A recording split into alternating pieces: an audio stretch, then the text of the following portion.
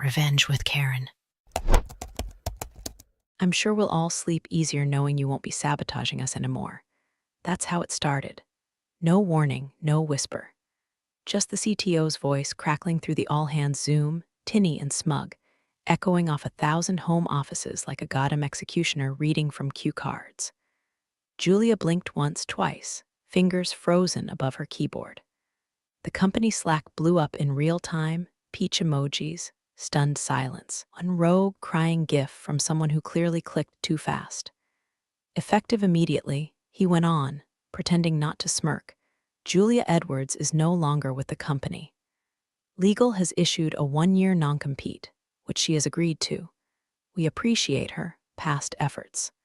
Past efforts. Like she hadn't carried their back-end infrastructure on her back for 5 years, duct taping legacy code into something that actually worked. She wasn't the one who stayed up till 3 a.m. during the outage last Christmas while he was skiing in Aspen or whatever rich boy fantasyland he'd crawled out of. And now, he was stripping her name from the company wiki in front of everyone like she was a coffee intern who farted in the break room. Her video feed stayed live, stone still, unreadable. She didn't cry, didn't rage. Her face was the kind of blank that makes you worry. Can you see right before a thunderstorm rolls in? I'm sorry, what? Someone whispered hot mic. Is this a joke? Someone else typed. The CTO didn't flinch. We take IP protection seriously. Julia understood that when she signed her employment contract, she's had every opportunity to align with leadership decisions. Leadership. That was rich coming from a man who once asked her how to unzip a RGZ file and then acted like she'd insulted his lineage when she did it for him. Julia slowly reached forward, clicked leave meeting. The screen vanished into grayscale static. No goodbye, no final words, just a quiet click. She stood up from her chair in her tiny home office, the air stale and buzzing, heart thudding like it was trying to crawl up her throat. Her cat stirred on the windowsill and gave her a lazy blink, like, well, that was something. She walked over to the bookshelf. Third shelf down, behind the dead succulent and that mug she'd won for most reliable team member 3 years ago, a drawer. Technically, it was a fake drawer, hollowed out of an old filing cabinet. She popped it open. Inside, one USB thumb drive, labeled in black marker, all caps, root access final V5. She stared at it for a moment, then slipped it into the pocket of her jeans like a coin for the ferryman. Back at the company HQ Slack, the CTO posted a final farewell message. Something sterile, PR slick, probably ghostwritten by HR. We thank Julia for her contributions and wish her all the best. No mention of the disaster recovery protocol she designed from scratch after their database meltdown. No mention of the caching system she'd quietly rebuilt over Thanksgiving while he posted about gratitude and family. No mention of how, without Julia, thing ran like a busted Roomba humping a coffee table leg. In the days that followed, her inbox filled with one kind of message, confusion laced with fear. Are you okay? Did you really sign a non-compete? What happened? What did you do? She didn't answer any of them. The truth was, she hadn't agreed to anything. Not yet. She'd been told by legal to expect documents forthcoming. She hadn't even seen the non-compete yet, but she knew it was coming. She knew exactly how to handle it. She opened her laptop, disconnected from the company VPN, deleted the Slack app, shut down the company-issued laptop and shoved it, still warm, into the closet behind the laundry basket. She cracked open her personal machine, an older ThinkPad, unremarkable, scarred with old coffee stains and duct tape over the webcam, and typed one line into a private encrypted notebook. If they wanted a war, should have read the fine print. The next day, the courier showed up at her door. Manila envelope, neat signature line, prepaid return label. Inside, termination letter, NDA, and a particularly venomous 1-year non-compete agreement that looked like it had been crafted by a lawyer who thought empathy was a tax write-off. Julia read the clauses slowly, methodically. No employment with competitors. No contracting. No contribution to any product that resembles their offering in any material or strategic way. They really thought they'd buried her. She poured herself a glass of water, sat down, and started making a list. On the left, every system she ever touched. On the right, every commit ID tied to her name. At the bottom, 3 initials, JBE, and a date, 5 months prior. The day she'd started backing things up. Just in case, are 2 kinds of people in tech: the ones who plan 2 weeks ahead, and the ones who plan a year ahead and never let on. She had let him think she was the former. She slid the USB drive into her private laptop and waited for the boot-up chime. Whatever he thought he'd won, it started dying the second she walked out of that Zoom room, and she knew exactly when it would be buried. The state website crashed twice before it finally let her file the claim. Julia sat hunched over her kitchen table at 2:47 a.m., bathed in the cold glow of her laptop, clicking through government forms with the mechanical deadness of someone who'd been staring into the void for too long. She hadn't slept, hadn't eaten much either. Just Diet Coke and old cereal she found behind the baking soda. Filing for unemployment felt like admitting failure to a machine that didn't care. She hit submit. A spinning wheel. A line of gray text. Claim pending employer response required. 3 days later, she got her response. Denied. Reason, termination for cause. Ineligible for benefits. Filed by HR Karen M. Julia barked a joyless laugh. Karen, of course. She clicked through the PDF. Their claim? Violation of internal compliance protocols. Willful disregard for leadership directives, translated from corporate. She told the CTO his feature request would cause a security breach, and he didn't like that. Her phone buzzed. A notification from her former company's admin panel auto-forwarded to her personal email, an old oversight they must have forgotten. The subject, user J. Edwards access revoked. The list was long. Confluence, Jira, GitLab, Slack, G Suite. Her email account now bounced. Even the team wiki she built from scratch was stripped of her name. Her avatar replaced with a gray default silhouette. She clicked on a commit she'd authored. Access denied. Then came the real kicker. An internal message sent to the engineering team leaked to her via a sympathetic junior dev. Please note Julia did not contribute directly to current platform infrastructure. Any perceived ownership is misattributed. Do not engage further. She stared at the sentence like it had physically slapped her. Did not contribute directly. 5 years of architecture meetings, 4 platform rewrites, hundreds of midnight deploys. That Christmas Eve patch she shipped from her dying grandmother's hospital room, tethering Wi-Fi through her phone. And now, in the eyes of the company, she'd been digitally erased. She closed the laptop and sat there, staring at nothing. There's a silence that follows betrayal. It isn't loud. It's the kind that wraps around your throat and whispers, you were a fool to trust them. She didn't move for a full hour. Then she did something that surprised even herself. She opened an old spiral-bound notebook and wrote 3 words in the margin. Make them prove it. And that's when everything began to shift. She started pulling records, not company files. They'd scrubbed most of those, but personal backups. Local commits, email receipts, architecture diagrams she'd exported before meetings. She dug through old folders, found screenshots, even sticky notes with sequence diagrams. She still had the USB drive, too. She didn't plug it in yet. Not yet. That was for later. She downloaded her entire GitHub archive, backed up her Notion pages, reconstructed her original database schema from memory. It was all there, just enough, not too much, but enough. Silence had turned into strategy.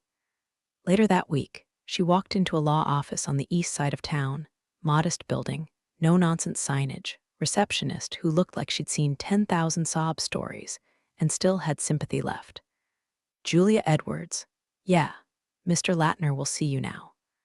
Her attorney was mid-50s, wore jeans with his blazer, and had the grizzled charm of someone who'd beaten back more than a few NDA-toting corporations. Flipped through her packet for 15 minutes, nodding occasionally, grunting once or twice. Then he leaned back. Well, first off, they were scared of you. That's what this is. I've seen it before. Scared? He tapped the non-compete clause with his pen. This is overkill. This isn't standard. It's written like they think you're going to start your own company tomorrow and eat them alive. She didn't answer. He studied her face, then gave a small, amused snort. Should I be worried? Don't know yet. He nodded like he respected that. Unfortunately, he sighed, under current state law, this thing holds up. Barely. They'll argue you had strategic influence, privileged access to sensitive client data, etc. Judge'll probably lean their way if it's a close call. Julia looked down.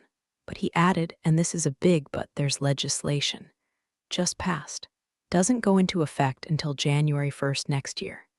And once it does, these clauses won't be enforceable against most tech workers. She looked up sharply. Wait, seriously? Dead serious. But you'd need to keep your nose clean until then. No paper trail, no leaks, no violation. You cross the line, even once, they'll have you in court so fast your teeth will rattle. She nodded slowly. And if I don't cross the line, he leaned forward. Then on January 1st, they got nothing. Her fingers curled around the strap of her bag. Thanks, she said, voice quiet but steady. That's all I needed to know. That night, she packed a duffel bag, 2 changes of clothes, toothbrush, the old ThinkPad, thumb drive still tucked into her coat pocket, and that spiral notebook now thick with scribbled diagrams and timelines, pages dog-eared and torn. She left a note for her landlord, gone a few days. Rent's in the mailbox. No GPS. No social media. Just her and the road. Crossed the state border at 1:12 a.m. Didn't tell anyone where she was going. But she wasn't running. She was meeting someone, off-record, off-grid, someone who owed her a favor and had a quiet little office with no sign on the door where code and law could shake hands over black coffee and low voices. Julia didn't look back once. She'd already seen everything she needed. Julia deleted her LinkedIn at 3:07 a.m. No status update. No long goodbye. Just a click, a password, and silence. The page vanished into the digital void like she'd never existed. No endorsements. No posts about leading through uncertainty. No list of tech stack buzzwords to impress recruiters who'd never read past the second line. Just gone. Her GitHub followed, repo set to private, profile photo scrubbed, bio blanked. The last visible commit was from 6 months ago, a typo fix in a README, no fanfare. No breadcrumbs. By morning, the people still talking about her were using past tense. Did you hear what happened to Julia? I think she left tech. I heard she moved to Europe or something. Nah, burnout, she always seemed. Brittle, you know, the CTO, of course, ate it up. Even bragged to a couple board members that the threat was neutralized. That's what he called her. A threat. What no one knew, what no one even thought to ask, was that 412 miles away, in a quiet industrial park behind a vape shop and a gym that never seemed open, something was beginning to stir. It started with an LLC. Boring name. No Twitter. No funding announcements. Just a clean registration filed in a tech-friendly state with a reputation for looking the other way. The name on the documents? Not Julia Edwards. It was Elaine Rowe, name she'd used once in college to sign up for a Reddit AMA about women in cybersecurity because she didn't want weird DMs. Now it was her legal alias for business, complete with a new EIN, a burner phone, and a P.O. box halfway across town. Elaine didn't post. She didn't tweet. She didn't write medium think pieces or build in public. She built quietly. She built well.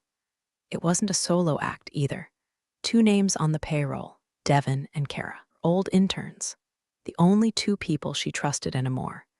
They thought she was dead too when she first reached out. Hey, it's Jay. I can't explain. I need your help. 3 words into the NDA, Devin texted back, I'm in. Kara didn't even read the rest. Just signed and sent an octopus emoji, an old inside joke from their intern days debugging a bug in the octopus animation engine that somehow deleted user sessions. Rules were strict. No real names, no metadata, no social media, no repo tracebacks. All commits done through rotated VPNs, and most importantly, no code resembling anything they built at the old company, not yet. They didn't need to copy anything. Julia had the blueprints. Not in a literal sense, she wasn't that stupid, but in her head. The mistakes they made, the infrastructure they ignored, the features users begged for and never got. It wasn't building their product. She was building the version they should have made. From scratch, leaner, meaner, modular, elegant in a way only necessity can force. Their whole system was duct-taped around enterprise contracts and CTO ego. Julia's new one, it glided. Every night, they pushed new commits to encrypted containers. Every morning, they reviewed changes on a janky custom dashboard hosted on a $5 VPS that looked like Craigslist for hackers. It was duct tape and baling wire, but it worked. And the best part, no one saw it coming. Until one day, a whisper floated back into her old company's Slack like a fart in an elevator. Hey, anyone heard of this new tool, Argive? Some startup out of Vermont or something? Looks like they're building a platform that does 80% of what we do, but better. The thread went quiet. Then someone posted a link. Just a landing page, minimalist, no pricing, no team bios. Just a sleek tagline in black on white, we believe software should work. No mention of Julia, no fingerprints. Just clean HTML and a sign-up box that didn't do anything yet. But it didn't have to. The name alone was enough to sow doubt. Argive. The same codename Julia had used years ago in a joke repo, buried, private, forgotten. Except now it was real. Probably a coincidence, someone said. Yeah, replied another. Still, timing's weird, right? They let the conversation die. No one wanted to poke it, but the CTO noticed. He pretended not to, but he did. He bookmarked the site, kept tabs. Every few days he'd load it again. Still blank, still no updates. Still that same line, we believe software should work. And far, far away, Julia sat in a dusty office with no heat, sipping gas station coffee, viewing a pull request from Kara about improving API latency by shaving 120 ms off handshake time. She smiled, because they weren't building hype. They were building fear. It started with a refund request, then 2, then 17. By the end of the month, over 100 enterprise clients had filed complaints ranging from minor API inconsistencies to full-blown system outages. The logs were riddled with timeouts. Data exports failed silently. Scheduled reports sent blank PDFs at midnight. One Fortune 500 company reported a phantom user creating billing profiles under defunct accounts. Their customer success team, already stretched thinner than a gas station condom, spiraled into chaos. Still, the CTO brushed it off. It's churn season. Procurement reshuffles. Happens every year. He told the product team to patch faster, as if tech debt could be duct-taped in sprint planning. When engineering leads raised alarms about the legacy features, code Julia had built, maintained, and warned them would implode if mishandled, he waved a hand. They'll be back. They always come back. He said this while polishing a slide deck for a funding round. He didn't notice that 2 of their former top clients had quietly onboarded with a startup no one had heard of before. A startup that didn't advertise, that didn't pitch at conferences, that didn't exist on Crunchbase. Argive, just the name, floating like vapor in inboxes and discords across mid-level tech teams. Then, on a foggy Thursday at 2:00 a.m., a Medium post went live. Title: The Emperor Has No Redundancy.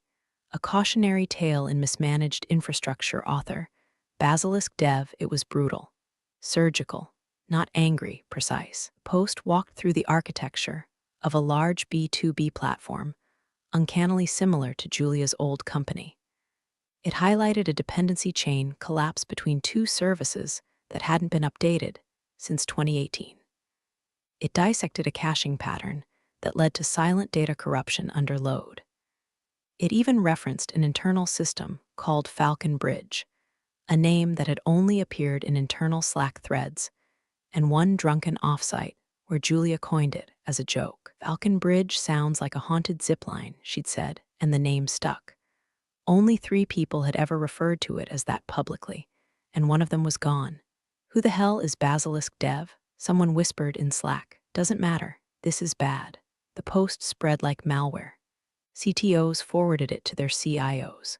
Procurement managers quoted it in emails demanding status updates. Industry group chats lit up like slot machines. Internally, panic seeped in through the walls, slow and invisible. But the CTO, still smug. This is just noise. Our pipeline is strong. He said this while support tickets doubled. While legal quietly pinged his assistant with what is Falcon Bridge and do we license it? Julia read the article from a cracked phone in a bar off I-91. The kind of place with sticky booths and a jukebox that only played sad country or Creedence Clearwater. She just finished a code review. Devin had found a more efficient way to handle client-side encryption that cut load times in half. She'd promised to buy him a burger. But instead, she sat alone in the corner, nursing a bourbon that tasted like wood glue, and reread the medium piece. She didn't smile. She didn't need to. She just sipped slowly, watching the article climb Hacker News. Nobody would link her to it, not unless they remembered the joke, not unless they remembered her. And they didn't. Not really. She was the ghost now, and ghosts don't tweet. Across the bar, a dusty TV above the liquor shelf flickered to a local news channel. Snow expected, traffic delays, something about tax reform. Her phone buzzed, unknown number. She let it ring twice before answering. Yeah, a familiar voice. One of her quiet contacts, the one with connections at the State House. The one she hadn't talked to in months. He didn't waste time, it passed. Just now. 38-12. Governor already said he's signing it. Julia held her breath. He continued. Goes into effect January 1st.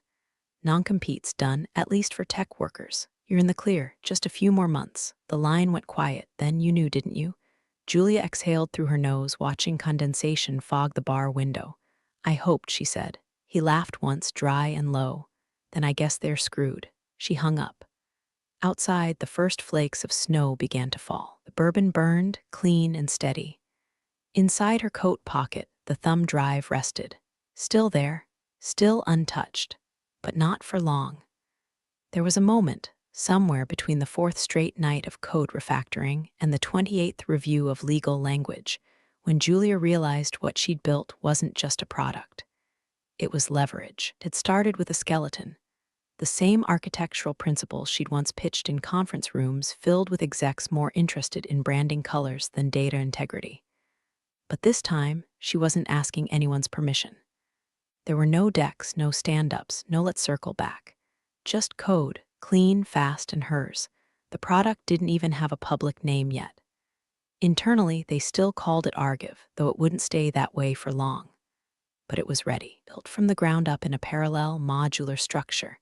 It mimicked none of the proprietary frameworks of her old company, but outperformed them in almost every measurable way. Session load handling, request latency, API modularity, failover redundancy. Everywhere the old system sagged, hers glided. No bloat, no corporate theater, just precision. It was like rewriting a novel after someone else butchered the manuscript. Kara handled the front end, light and fast, with an accessibility focus Julia had always wanted but never got buy-in for. Devin rewrote the middleware using a custom pipeline they drafted on a bar napkin 6 weeks ago. And Julia, the nucleus, kept the back end tight. Data integrity, versioning, redundancy, her domain, her language. By the first week of November, the system passed every internal stress test, scaled a test instance to 20,000 concurrent users with no degradation. Devin wept openly on Zoom. The next morning, Julia met with her attorney. It was time. They'd been quietly preparing the legal package for months. Timestamps, Git logs, Slack exports, witness statements from ex-employees who still owed her loyalty. She had IP that predated her employment contract, small tools, modules, helper functions she'd written on her own hardware before signing anything. She'd flagged the usage of those components inside the production system over a year ago, but the CTO had dismissed her concerns. You overestimate your importance, he'd said back then. She hadn't forgotten. Now, her legal team drafted an IP infringement claim, one with teeth. It called out a very specific pre-employment library she developed and maintained privately, which had been absorbed into the company's proprietary analytics module. She'd warned them. They used it anyway, they didn't own it, and now they'd built half their flagship product around it. By the time the legal packet was printed, indexed, and sealed for delivery, she'd already taken the next step. She brokered a deal. The target, a mid-sized, underdog competitor of her former company. A firm with funding, vision, a deep-seated hatred for the bloated monopoly her old CTO commanded. Their CEO took the meeting instantly. No pitch deck, no small talk, Just a private demo and one line: if you want to own the next version of this industry, I'm handing you the keys. He watched, listened, nodded slowly, then asked the only question that mattered: when can we launch? She smiled. January 3rd. Coincides with the death of the non-compete law. Grinned like someone handed him a sniper rifle preloaded with coordinates. They signed within a week. The licensing agreement was airtight. White label rights, full rollout clearance, exclusive use in 3 verticals, and a kill switch clause Julia retained, just in case anyone got cute. Meanwhile, her old company was busy lighting its own house on fire. The CTO, oblivious, announced a new funding round. Desperation disguised as confidence went on TechCrunch babbling about unprecedented growth and next-gen solutions, even as engineers quietly jumped ship and client churn quietly ballooned. He gave interviews, threw buzzwords like spaghetti, posted shirtless hiking photos on Instagram with captions like "building the future one summit at a time." But behind the curtain, panic was setting in. A product lead leaked to her via Devon. They'd lost another enterprise account. The support team was drowning. Internal ticket volume had tripled. The DevOps lead walked out mid-sprint, and they didn't even know yet that Julia owned the legal equivalent of a detonator in her glove box. But they would. Soon, she wasn't just finishing code. She was drawing lines in the sand. Every decision had weight now. Every clause in the licensing contract, every version control tag, every Git log signature, it all mattered. This wasn't a passion project anymore. It was a chessboard. She was moving with purpose. Her team ran one last internal demo the night before Thanksgiving. Just the 3 of them on Zoom, faces pixelated, voices ragged from too many late nights. But when the test completed, 0.8 ms faster than their last benchmark, nobody cheered. They just exhaled. It was done. Julia muted herself, turned off the camera, and leaned back in the dark. A year ago, she'd walked out of that Zoom call humiliated and hollow. Now she held a product her old company couldn't compete with, and a contract that would launch the day the law shackling her dissolved into irrelevance. She whispered to no one, "You should have buried me deeper." Then she clicked deploy.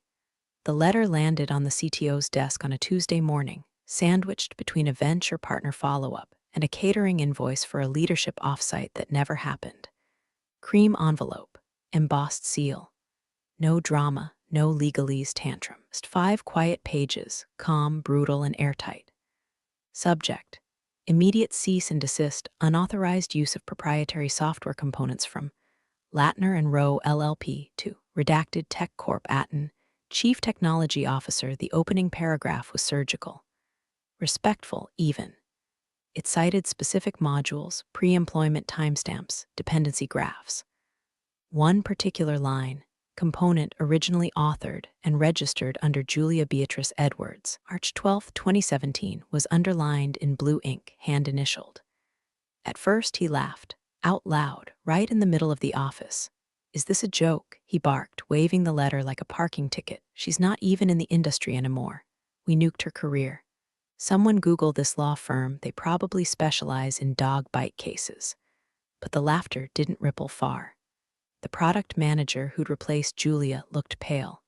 She recognized the module in question. It sat at the heart of their user analytics pipeline, the same one they'd scaled hastily during Q2 without a full review. 2 engineers had quietly raised flags about the legacy code there, weeks ago. One even asked, "Hey, wasn't this Julia's?" He was told to focus on forward momentum. Now, legal huddled in the glass conference room. The CTO paced outside, pacing a trench into the polished concrete, still smirking. 5 minutes. 10. The door opened. The head of legal stepped out, holding the letter like it had grown fangs. "You said this was standard?" "It is," he said. She didn't blink. "Then why is this module still in production?" He started to answer, but stopped. She lowered her voice. "You didn't scrub her code." I mean we refactored, not enough, not this piece. Look." She turned the page. There it was. Clear as sunlight, a Git commit ID, signed with Julia's old GPG key. Feature module predating her contract, integrated post-hire but never reassigned. The company had no IP claim to it. Worse, it was foundational. You couldn't untangle it without pulling the whole product apart. The CTO's throat clicked dry.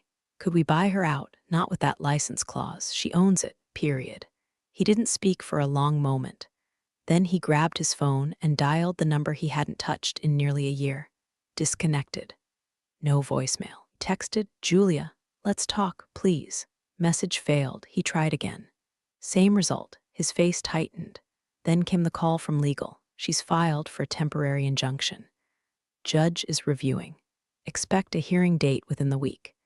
He swore under his breath and slammed the office door so hard the HVAC vent rattled. 100 miles away, Julia sat outside a quiet cafe overlooking a half-frozen river, black coffee in one hand, rook in the other. She moved the piece gently, then stared at the board, thinking.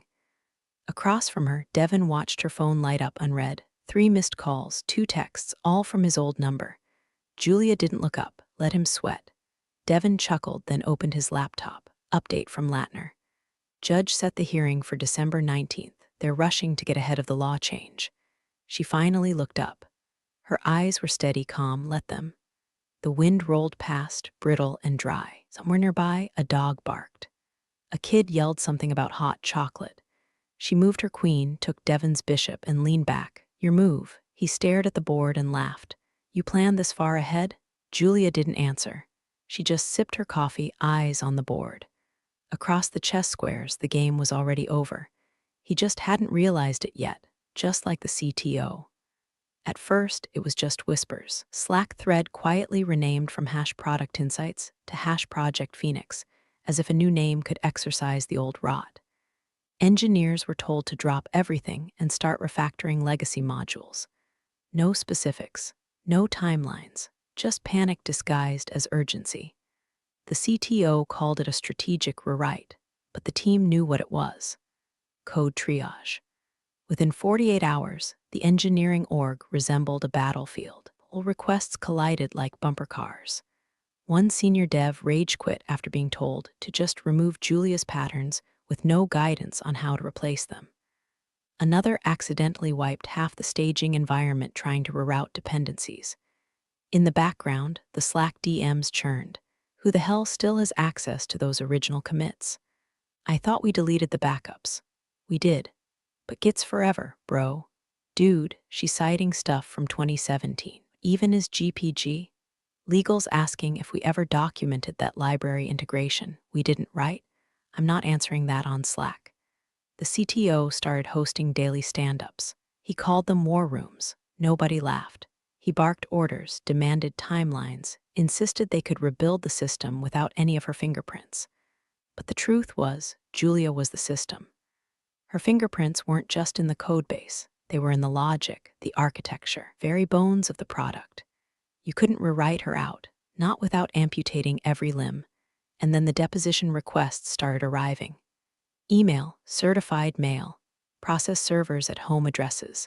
Not for the CTO yet. First, they went after the middle, product managers, lead devs, implementation folks. Anyone whose name had ever appeared next to a sprint card or roadmap bullet point referencing Julia's modules.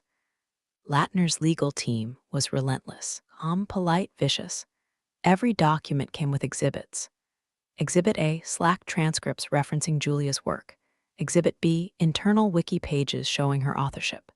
Exhibit C, deployment logs dated post-termination using her proprietary framework. The case wasn't just strong, it was damning. And still, Julia said nothing. No tweets, no leaks, no press, just silence. She didn't need noise.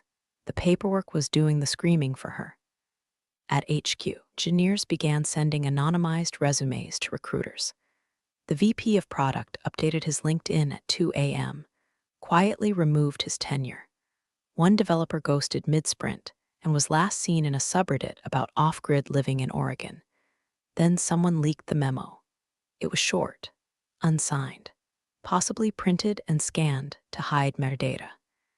It began circulating inside a Notion doc, shared only among engineering leads. Subject, what if this was her plan all along? Think about it. She didn't fight the non-compete, didn't countersue, just left, vanished.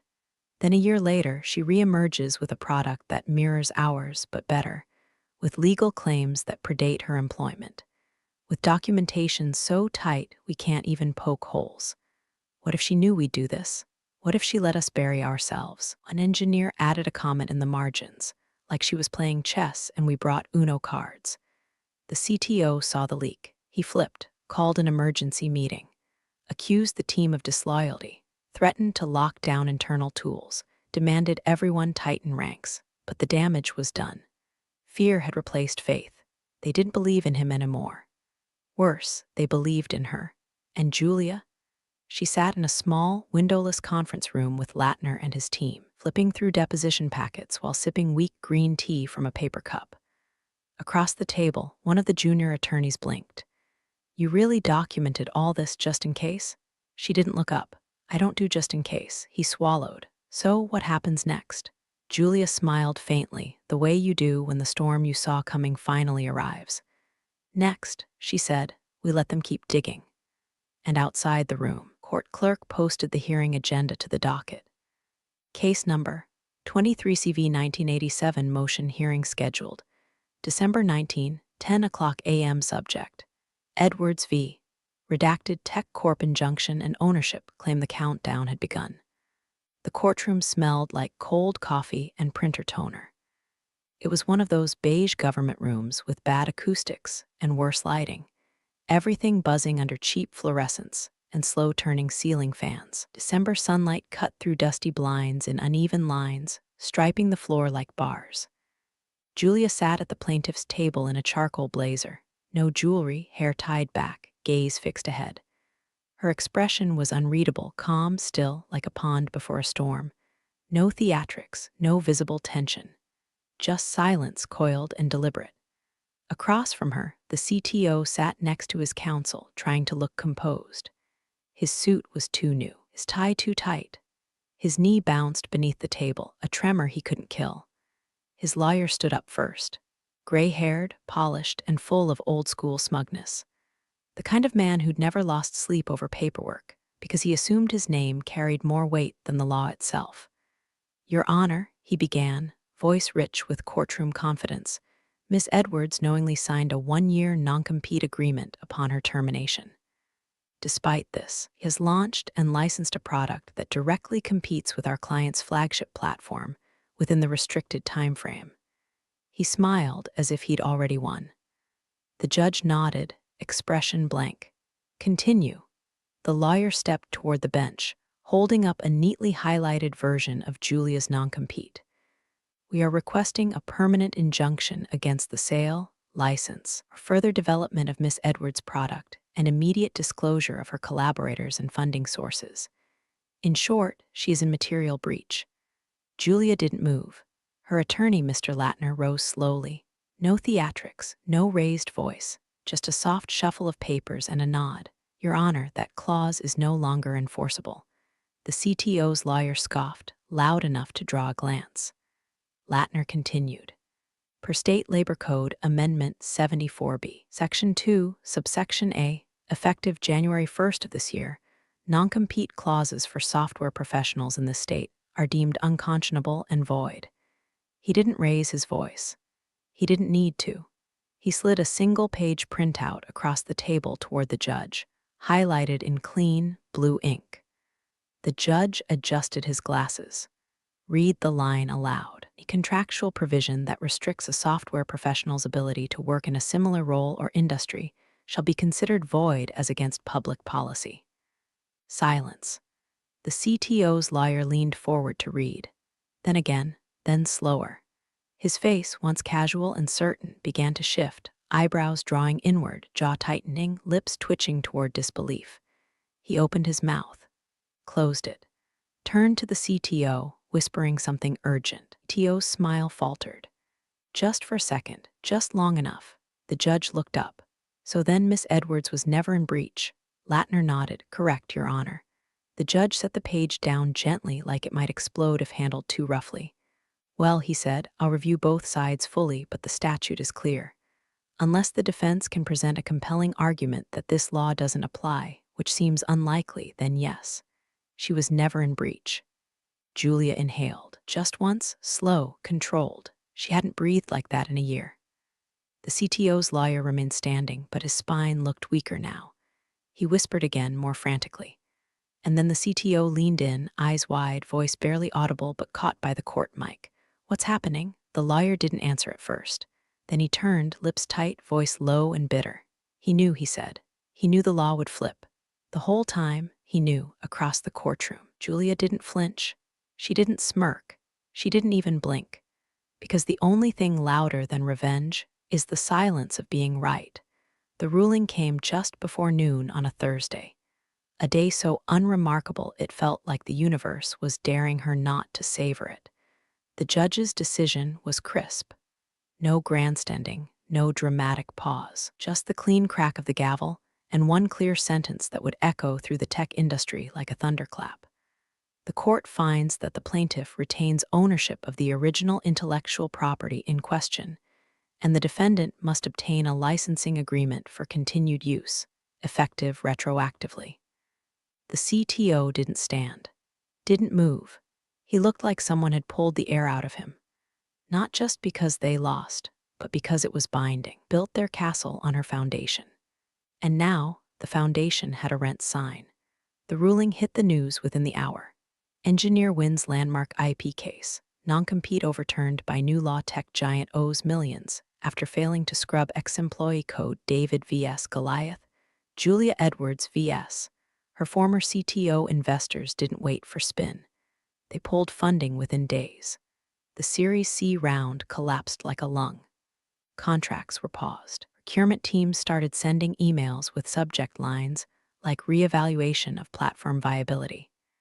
CTOs who had once taken golf calls with her replacement now forwarded press links with subjectless one-liners. "Did you see this?" The old company issued a statement, of course. Something about respecting the legal process and looking forward to amicable licensing discussions. Julia read it while eating breakfast in her new office. Steel beams, high ceilings, the scent of new carpet and fresh paint. A glass wall with her name, not in gold, not in neon, just black text on clean acrylic, Argiv Systems Inc. Her team was already in full gear, 12 people now. Kara had hired 3 more devs. Devin was onboarding a data analyst and someone who apparently spoke legalese better than English. There was a UX designer who used to work for NASA. A product lead from her former competitor, all handpicked, all loyal. They didn't ask her for morning check-ins. They didn't drown her in status decks. They just worked. Because they believed in what they were building and they believed in her. On her new desk, unfinished walnut, smooth and clean, sat one item that didn't match the decor. A small, battered USB drive. Black Sharpie across the side, faded but still legible. Root Access Final V5, she picked it up. Turned it over in her hand. Same thumb drive she'd pocketed the day they fired her. The day she said nothing and walked out with every trace of her dignity, her documentation, and her plans zipped into silent compartments. She hadn't plugged it in once. She didn't need to, because everything she'd built since then wasn't on that drive. It was inside her. The licensing agreement was finalized later that afternoon. She let them keep using the modules at a cost. 7 figures, backdated, monthly royalties indexed to platform usage. If they refused, she had the injunctions ready. They didn't refuse. The CTO didn't call. He didn't show. A junior legal assistant handled the signatures. Julia imagined him sitting in some silent corner office, staring at the walls he no longer controlled, wondering how the girl he'd erased had turned into the shadow that now loomed over every budget forecast. She didn't send a message. She didn't need to. Bank account pinged as the first payment landed. She forwarded the notification to Latner with one line, "Thank you, drinks on me." By sunset, the office windows were glowing gold. Her team buzzed in the bullpen, music low, code flowing, coffee brewing. She stepped out onto the balcony alone, looked out over the city, and let the wind run through her hair. Vindication wasn't loud. It didn't come with applause. It came with ownership of her time, her mind, her name. She didn't burn their house down. She let them keep it on her terms. And now, every time they opened their product, every click, every metric, every breath of their platform, they paid her. That's not revenge. That's revenue.